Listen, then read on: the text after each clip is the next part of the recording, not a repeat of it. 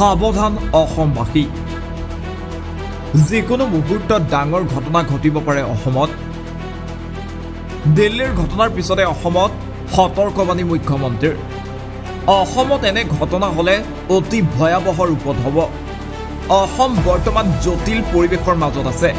গোটাঘাটকাৰী আমাৰ মাজত সোমাই যাব পাৰে আমাৰ মাজত সোমাই যিকোনো কাম কৰি দিব পাৰে আমি বহু দিনলৈ সাৱধান হৈ থাকিব লাগিব দিল্লীৰ ভয়ংকৰ ঘটনাই জুকাৰি গৈছে সমগ্ৰ দেশ তাৰ মাজতে মুখ্যমন্ত্ৰী হিমন্ত বিশ্ব শৰ্মাই কৰিছে এই বৃহৎ মন্তব্য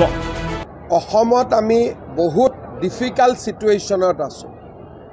আমাৰ মাজত সোমাই যাব পাৰে আৰু যিকোনো কাম কৰিব পাৰে কাৰণ ইয়াতে তেওঁলোকৰ পাৰ্চেন্টেজ বহুত বেছি গতিকে অসম বহু দিনলৈ সাৱধান হৈ থাকিব লাগিব আৰু আমাৰ ইয়াত যেতিয়া হ'ব তেতিয়া ডাঙৰকৈ হ'ব মুখ্যমন্ত্ৰী হিমন্ত বিশ্ব শৰ্মাই অসমবাসীক সজাগ আৰু সতৰ্ক হৈ থাকিবলৈ আহ্বান জনাইছে তাৰ সমান্তৰালভাৱে দিল্লীৰ ভয়ংকৰ বিস্ফোৰণৰ ঘটনাৰ সমৰ্থন কৰা সকলৰ বিৰুদ্ধেও কঠোৰ হৈ পৰিছে প্ৰশাসন বৰ্তমানলৈকে ৰাজ্যত 5জন লোকক গ্ৰেপ্তাৰ কৰিছে আৰক্ষীয়ে এই সন্দৰ্ভত মুখ্যমন্ত্ৰীৰ মন্তব্য শিক্ষিত হলে সন্ত্ৰাসবাদী নহব তেনে কথা নাই দিল্লীৰ বিস্ফোৰণেৰে শিক্ষিত লোকে জেহাদ কৰিছে অসমৰ এছাম লোকে ফেচবুকত মতামত দিছে বিস্ফোৰণৰ ঘটনাক সমৰ্থন কৰিছে একাংশ লোকে ৰাজ্যৰ ভিন্ন প্ৰান্তত কেইবাজন লোকক চিনাক্ত লোককেইজনক গ্ৰেপ্তাৰ কৰি লোৱা হ'ব কঠোৰ ব্যৱস্থা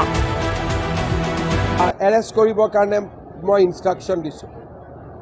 যে যাক এনেকুৱা ধৰণে সন্ত্ৰাসবাদীক সমৰ্থন কৰিছে তেওঁলোকক মই গ্ৰেপ্তাৰ কৰিবৰ কাৰণে নিৰ্দেশ দিছোঁ তাৰ মাজত যদি কোনোবা নাবালক আছে বা কোনোবাই নাজানি কৰিছিলে তেনেকুৱাও থাকে মানুহ বা কোনোবাই কাৰোবাৰ মোবাইলটো লৈ বেলেগ এজনে নিজৰ মোবাইলৰ পৰা কৰোৱাই দিয়ে গতিকে ধৰক মোৰ মোবাইল আছে